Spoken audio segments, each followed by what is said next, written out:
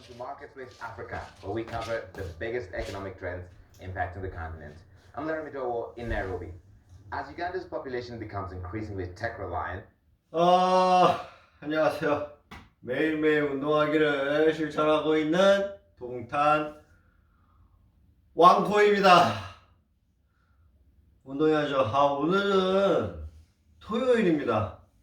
야간 근무하고 아침에 퇴근해서 잠 자고 지금 일어났어요. 일어나고 밥을 살짝 먹고 지금 오후 4시입니다. 밖에 날씨가 아주 좋아요.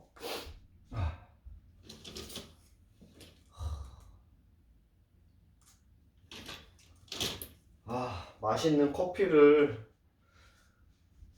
마시고 싶습니다. 하지만 전 집 밖으로 나가지 않겠죠. 저 일단 운동을 할 겁니다.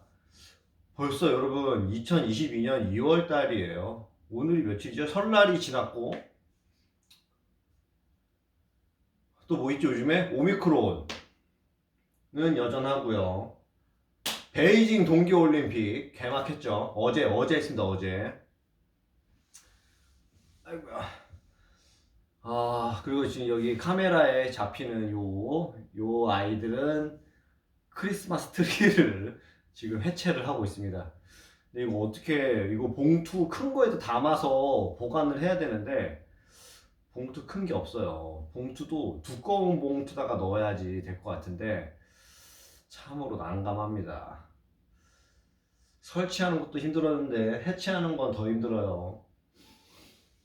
자, 일단 오늘도 여전히 역시 팔굽혀펴기와 간단한 운동을 하고 그 다음에 그 단백질 보충제가 있는데 그거 먹고 좀 쉬었다가 또 저녁에 또 운동을 또 할 겁니다. 역시 운동을 할 땐 역시 시행이죠. allowing customers to increase connections while cutting costs. The internet is a massive improvement, and it's a very critical center for all internet because the more content you can keep within the country, the better the experience, the cheaper it is, and the more reliable it is. The biggest challenge we faced was sensitization, being able to just get people to understand it. Our real challenge right now is how fast we can plan to grow the second one and how to spec it properly. As Uganda's digital ecosystem experiences rapid change, security and privacy concerns are top of mind for some. One civil society group based in Uganda says the government has policies in place to address these concerns. We do have a data protection law.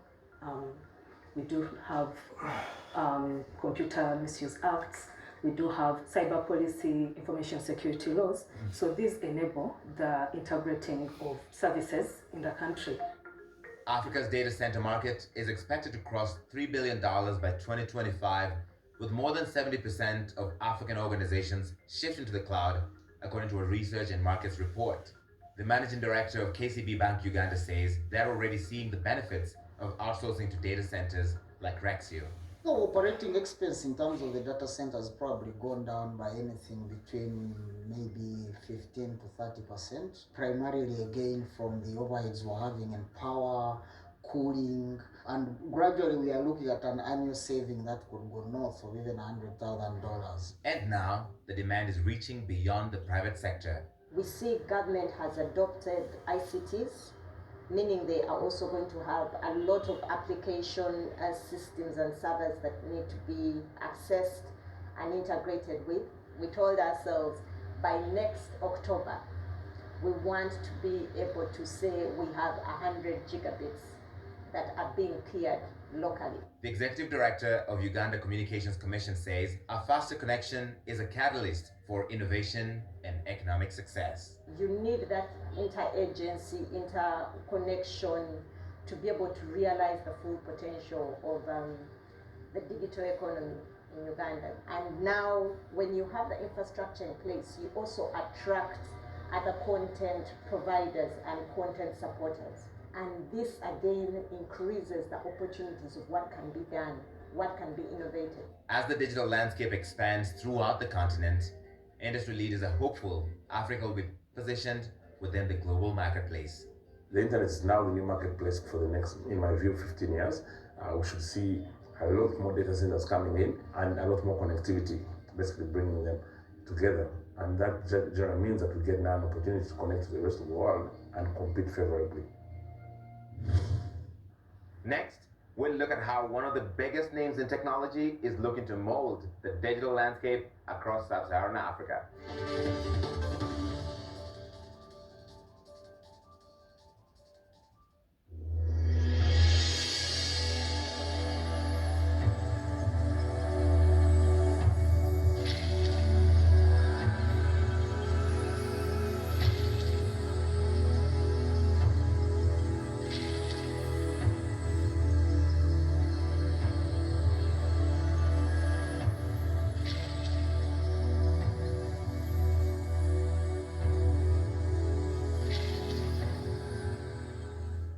Covering the games in Beijing, I'm Boy Wire. I'm David Colbert. I'm Selena Wayne, and This Is CNN. Across Africa, businesses are working together like never before.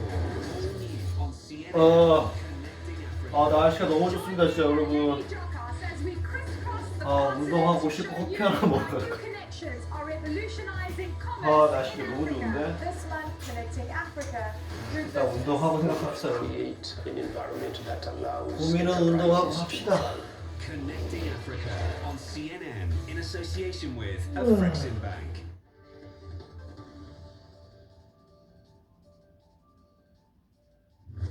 Welcome back. Only about 28% of the population here in sub-Saharan Africa use the internet. That's according to data from the World Bank, but that number is set to grow dramatically. For Google, that means investing in the digital infrastructure and boosting internet access in the region. I spoke with the company's managing director for sub-Saharan Africa, Nitin Gajria, about encouraging innovation, emerging technology, and expanding internet availability. Hi, I'm Nitin Gajria, Managing Director for Google in Sub-Saharan Africa. Let's talk specifically about Africa and Google's start on the continent and where its presence is at the moment as we speak. Over the last 14 years, we've really focused on working with the technology ecosystem, with the internet ecosystem, to build a more vibrant, a more dynamic technology and internet and digital ecosystem in Africa. We focused on many access-related initiatives. How do we get the internet into more and more hands? We focused on a lot of education and skilling related initiatives over the years. How do we get more and more people to be aware and equipped to be able to make the most out of the internet? And we focused a lot also on how the power of the internet can unlock economic opportunity for entrepreneurs, for businesses, small and large, on the continent. What do you think was the turning point for the digital transformation here in Africa? I do believe that Africa is going to be the hotbed of innovation, not just for Africa, but for the world moving forward. And one of the simple reasons for that is a lot of innovation in many other parts of the world looks to disrupt existing industries. The existence of existing paradigms is sometimes a barrier to innovation. The fact that in many cases we don't have those existing paradigms here, we don't have entrenched existing industry, creates a blank canvas on top of which you can build some amazing innovation. You can take a look at an industry and say, what if I have to build this from scratch? And you have the opportunity to do that in Africa without the constraints of legacy. We have an AI research center in Ghana. We have a small team there, but they've been doing some incredible work. And they recently launched a project where they mapped out millions of buildings all in various parts of sub-Saharan Africa. We can then sort of start population densities, which can then have an impact on public utility building. It can have an impact on emergency response systems. It can have an impact on how census is performed in some of those regions. So again, yes, the technologies exist, but I think the better approach is to start with what is the problem that we're trying to solve and what is the best application of an existing technology that can help us solve those problems. Google has made a big deal of investing in the digital landscape in Africa. Are there specific regions or specific sectors that you're excited about? And if so, why? These are really mainly in three areas. The first one is initiatives related to connectivity. How do we bring the power of the internet into more hands? The second part of it is how do we help entrepreneurs and small businesses succeed with the internet? And the third part of this commitment is a renewal of our non-profit partnerships on the continent. We've seen a growth of VC investments on the continent over the last couple of years, and we still need a lot more. When you compare the amount of the quantum of VC investment on Africa, on the continent of Africa, compared to other parts of the world, we're still lagging behind. There still needs to be more momentum. They say build it and they will come, and I think that's especially useful in everything digital, right? So how is Google approaching some of the infrastructure challenges that are famous on the continent, or the opportunities, if they exist, to collaborate or being able to build from the ground up here?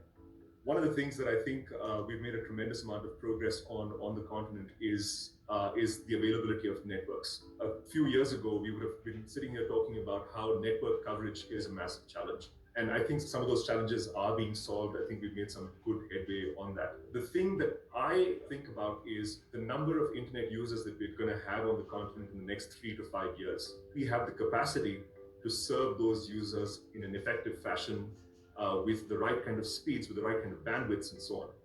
And one of the things that we've recently talked about is Equiano, which is a subsea cable that we're building along the west coast of Africa, which links Europe to Africa. I want you to bring out your crystal ball and let me see if you can predict. What does the digital landscape in Africa look like in 5 to 10 years, and what's Google's role in it? What I can say is, I think we will see a much larger role that technology startups are going to play on the continent. I think we're going to see the emergence of more and more unicorns. Over the last several years, we've seen 5 or 6 unicorns emerge from the continent. I expect to see a lot more of that happen. I know that there are some incredible founders working on some really, really profound challenges on the continent. We expect 300 million people to come online. Over the 5 years after that, we expect a lot more. This is again going to be profound, both from a user perspective as well as from a startup ecosystem perspective. That does it for us here on Marketplace Africa. Remember to head to our website for the latest stories and keep up with us on social media. I'm Larry Doe in Nairobi, and I'll see you next time in the Marketplace.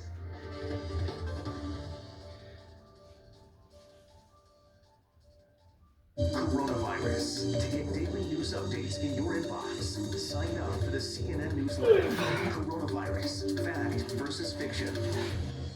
Hey, I'm Anderson Cooper. I'm excited to let you know that my digital show Full Circle is back. You can watch every Monday, Tuesday, and Friday, 6 p.m. live, Eastern Time, or anytime on demand. And to make sure you never miss a show, you can get alerts on every episode via the CNN app. I'll see you then.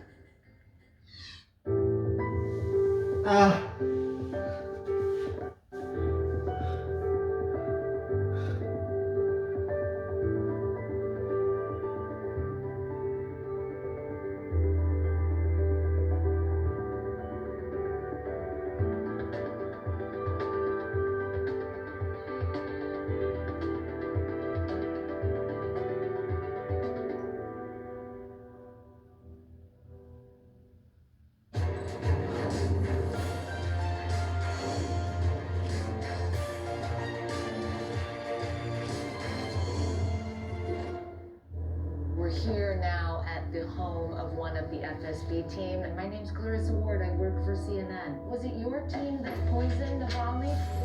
What do you want to say to the world? We are not safe anymore. The military is using weapons against its own people that really only belong on the battlefield. We were just in the hospital. It was shocking. Why do you think India has been hit so badly? Scores of Taliban fighters, and just behind us, the U.S. Embassy. Why does a small group of women asking for their right to be educated threaten you so much? Raise your hand if you love school. I'm the one who has to look them in the eye. Can I have your word? These people are depending on you. You can hear gunshots every couple minutes. Now they're pressing in. They want desperately to tell their stories. For World Sport, I'm Don Riddell, and this is CNN.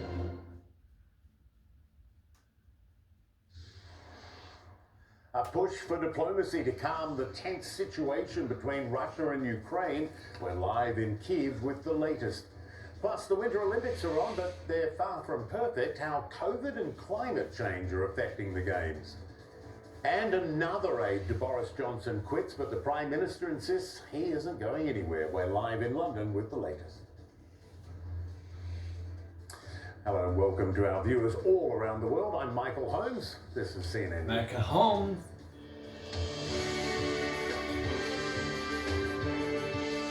Live from CNN Center, this is CNN Newsroom with Michael Holmes.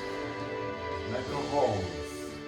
The leaders of France and Germany are headed to Moscow in the coming days in the latest round of diplomacy aimed at preventing a Russian invasion of Ukraine. French President Emmanuel Macron is expected to arrive in Moscow Monday and then travel to Kyiv the next day. Germany's new Chancellor Olaf Scholz is set to visit Moscow the following week. Moscow insists it has no intention of sending its forces into Ukraine, yet tens of thousands of Russian troops and tanks and artillery have taken up positions within easy striking distance of Ukraine's border. CNN's Melissa Bell joins me now live from Kyiv. Melissa, good to see you. Let's start with France trying to pump the brakes with Emmanuel Macron stepping into the diplomatic fray. What can we expect there? Well, this is what we've seen over the course of the last couple of weeks, the French specifically, but also with the help of the Germans stepping in and trying to find some kind of room for dialogue with Moscow specifically. So this time Emmanuel Macron will come to Moscow first on Monday, then to Kyiv here on Tuesday. And of course that is something that is really welcomed by Ukrainian officials who don't quite share the alarm of the United States, the United Kingdom when it comes to that troop buildup that you mentioned. As far as they're concerned, things have not changed that much since the spring of last year in terms of Russian preparedness to invade.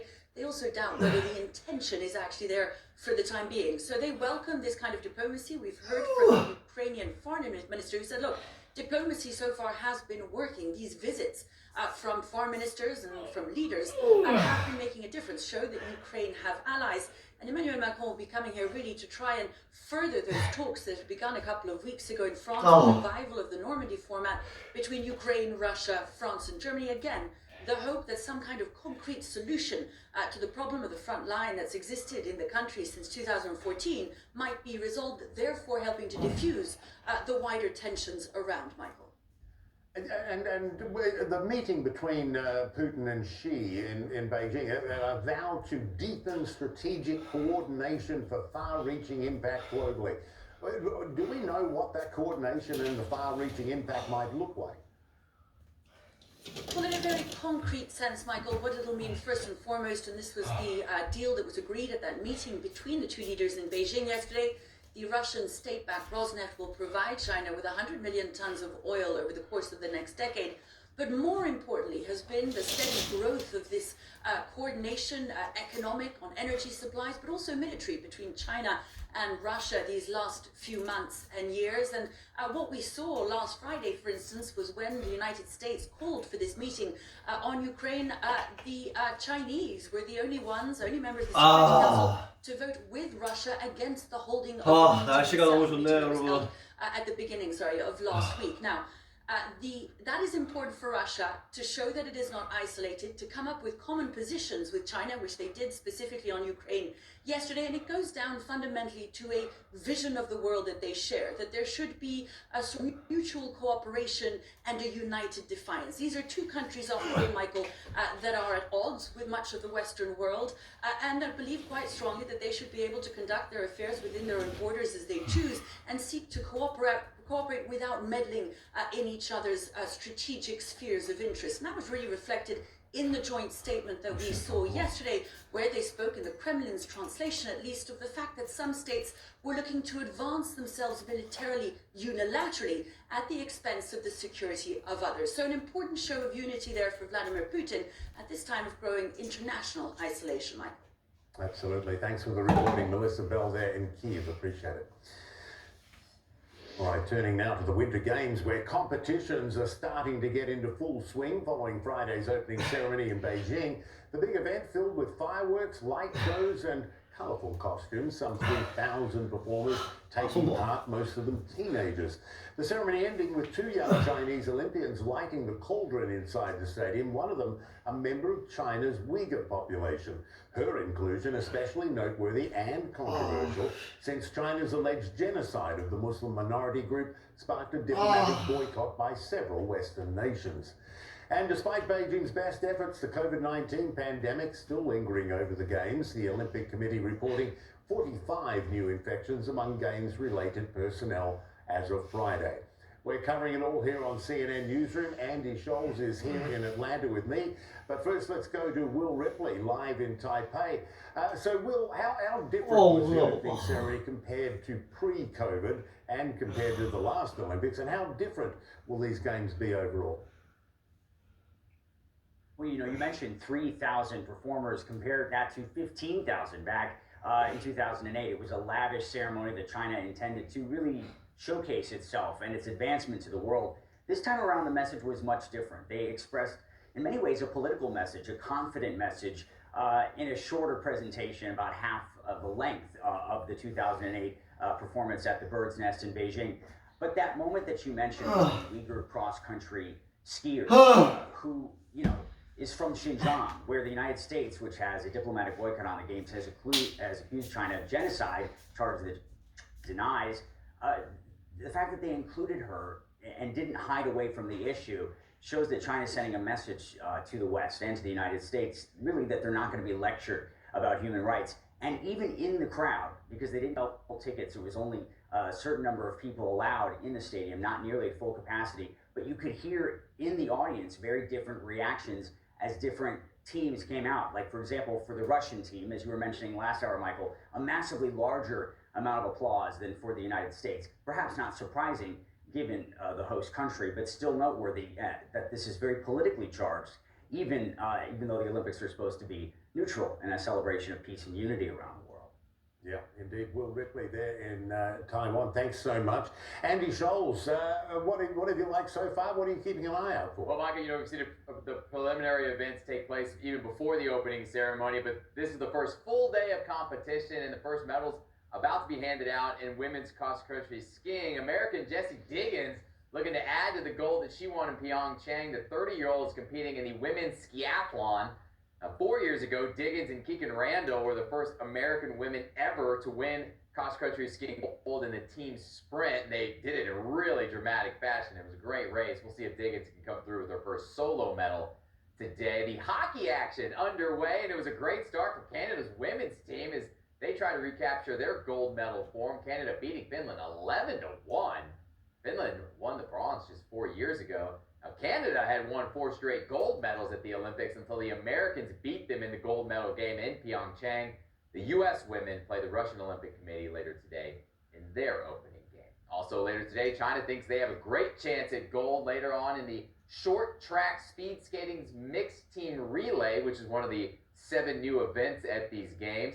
Wu Dajing has been one of China's most heralded athletes in Beijing, having won the 500 meters in Pyeongchang 4 years ago. Now he leads an impressive squad that could give the host nation their first medals in Beijing. And American snowboarder Jamie Anderson has begun her quest to make Olympic history, qualifying 5th in women's slopestyle snowboarding. The 31-year-old could be the first snowboarder ever to win the same event at 3 straight Olympics. She can't wait for another chance at gold. I feel so proud of everything I've done, and my mom always says, there's nothing to prove, just go enjoy. But I think deep down, of course, everyone going there wants to win and do their best. And for me to win 3 medals would be absolutely insane.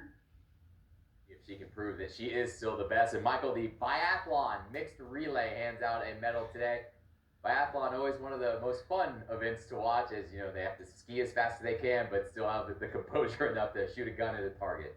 Yeah, exactly. 3 gold medals in 3 Olympics is a remarkable achievement. Anyway, look at it. So good luck to her. Appreciate it, Andy. Thank you, Andy Scholes there. Now, the British Prime Minister keeps losing close aides as the so-called Partygate scandal haunts him. Next up, more staffers calling it quits as Boris Johnson fights to keep his job. And it's a dirty job, but somebody's got to do it. How the CDC hopes tracking wastewater can help predict future surges of COVID. We'll be right back.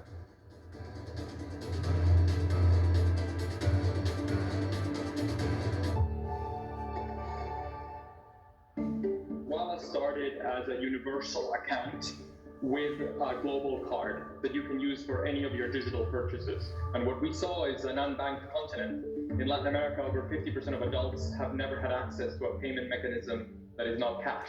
We ask people to believe in democracy and capitalism, but then we don't give them access to the system. And so we're here to provide that access, to allow people to create a credit history, to give them their first loan, their first investment or savings product, and even an insurance product, which is essential for emerging markets to be able to grow out of the middle income trap. It's a great opportunity to finally bank Latin America and end this lack of financial access that has been so unfair to these societies for so long. And we're now the fastest in Mexico. So I think that there's a lot of opportunities in Latin America for innovation, for technology to disrupt, and to create better products that are more transparent and more inclusive. All new Inside Africa. Go inside the inventive minds, evolving places, and creative trends of the Africa you need to know now. The sport of kings is making serious strides across the continent. To see the sport of polo grow, it would be great economic growth and great opportunity. Inside Africa on CNN, in association with Zenith Bank. Around the globe, countries are preparing for the post-pandemic world, and Japan is no exception. From the way people work and move around to the way they live. Being able to make my own choices enriches my mind and makes me feel that I'm living my own life. It's all about innovation. I'm Blake Essig. Join me as we meet the people changing industries, cities, and lifestyles here in Japan.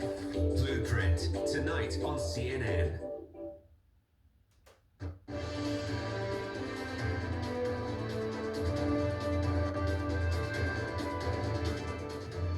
Welcome back. Downing Street is in full damage control mode as one close aide of Prime Minister Boris Johnson after another heads for the exit. Now, these were some of the newspaper headlines this week, calling the exodus a meltdown and a bloodbath. Mr. Johnson lost 5 close aides in 2 days as his office works to shake off the blowback from the so-called Partygate scandal. Salma Abdulaziz is in London with more, joins me now live. And Salma, it certainly feels like the wheels are falling off for Boris Johnson. How much more precarious is his situation after this latest resignation? Michael, these last 48 hours have been really revealing to the public about where Prime Minister Boris Johnson is. Because yes, we've been talking for weeks now about the Partygate scandal, but he still appeared to hold the support of his party. He still had not reached that threshold within his party where they wanted to push him out, where they wanted to send enough letters of no confidence to trigger a contest for his leadership. But this begins to reveal where the cracks in the system are within his own administration. 5 aides within 48 hours, the first quitting because of blowback from something that Prime Minister Boris Johnson used in Parliament, basically to snub his opponent, accusing him of failing to prosecute Britain's most notorious pedophile. Now, that's a common conspiracy theory that's been debunked many times, and in quick succession we saw many more aides resign for various reasons. But you are looking at a prime minister now who is weaker than ever before, less popular than ever before, and under fire like never before. A reminder of that Sue Gray report that was released a few days ago, a damning condemnation of this administration, describing failures of leadership, failures of judgment, little thought given to the British public during a time of pandemic. It described excessive drinking at the workplace inside 10 Downing Street. So this prime minister keeps taking hits, but again, it comes down to his party, Michael, if they're going to reach that threshold. So far, that small rebellion within the Conservative Party, it is growing, but it is not organized, and we're waiting to see what happens now. All right, Salma, thanks. Salma Abdulaziz, appreciate it. Thanks. All right, the US crossed a grim statistic on Friday. Data from Johns Hopkins University confirming that the US had surpassed more than 900,000 total deaths from COVID-19. In the past 2 weeks, there have been more than 2,000 deaths reported each and every day. The CDC considering expanding the interval between first and second doses of Pfizer and Moderna vaccines to 8 weeks. The current interval is 3 weeks for Pfizer and 4 for Moderna. The CDC also unveiling its COVID wastewater tracking system on Friday. It's designed to give communities across the US early warning of COVID infections in their area. That could give local health agencies a chance to shift resources and warn the public. Good news if you're a European traveller. Greece is going to make it easier for Europeans to take a holiday there.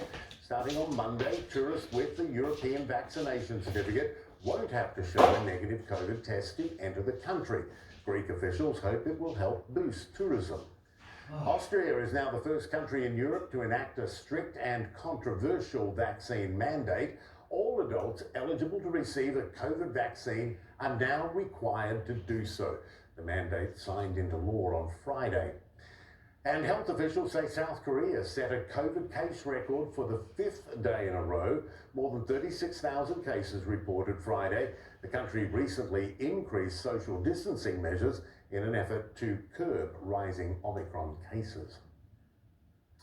Now, some other stories we're following around the world for you. The Pentagon now says the deadly ISIS-K attack on the Kabul airport last August was carried out by a lone suicide bomber. Officials had initially believed gunmen were also involved. At least 170 Afghan civilians and 13 US service members were killed. The Pentagon released this video showing the chaotic scene in the hours leading up to the attack. Huge crowds trying to flee Afghanistan after the Taliban takeover. The Pentagon says it's highly likely the attacker used an alternate route to the airport to avoid a Taliban checkpoint. All right, rescuers in Morocco are inching closer to a 5-year-old boy trapped in a well. The boy, named Ryan, fell down the 30-metre deep shaft on Tuesday, but rescuers couldn't go in after him because the opening is only about 45 centimetres wide. And so they're digging a separate tunnel and working slowly because the well could collapse. Emergency crews did drop in food, water and oxygen, as well as a camera to monitor Ryan's condition. Medical personnel also standing by, of course. And 2 Russian state-backed oil and gas companies have inked new deals with China. Gazprom says it will boost natural gas supplies to China through its pipeline by 10 billion cubic meters a year. And Rosneft signed a deal to provide China with 100 million tons of oil over the next decade. The agreements were reached as Russian President Vladimir Putin met with Chinese President Xi Jinping on Friday. There's outrage in Brazil over the brutal murder of a Congolese refugee in Rio de Janeiro, many calling it a hate crime, sparking protests, a social media campaign, and calls for justice. Police in Brazil are investigating the death of a young Congolese immigrant after he was killed while working in Rio de Janeiro. Police say 23-year-old Moise Kabagambe was beaten to death January 24 at a beach bar where he was a bartender. His mother says he was killed when he demanded his boss pay him overdue wages. His friends and family are outraged. We are afraid of Rio de Janeiro. We didn't know that Rio de Janeiro was like this. A cowardly act that was carried out against our brother Moise. I'm really sorry and sad. That anger has since spilled into the streets. Demonstrators chanted and held a banner reading "Fire to the Racists." Many say Kabagambe's death is part of a larger issue of racial discrimination in Brazil. This case must be analyzed in the very serious context of violence against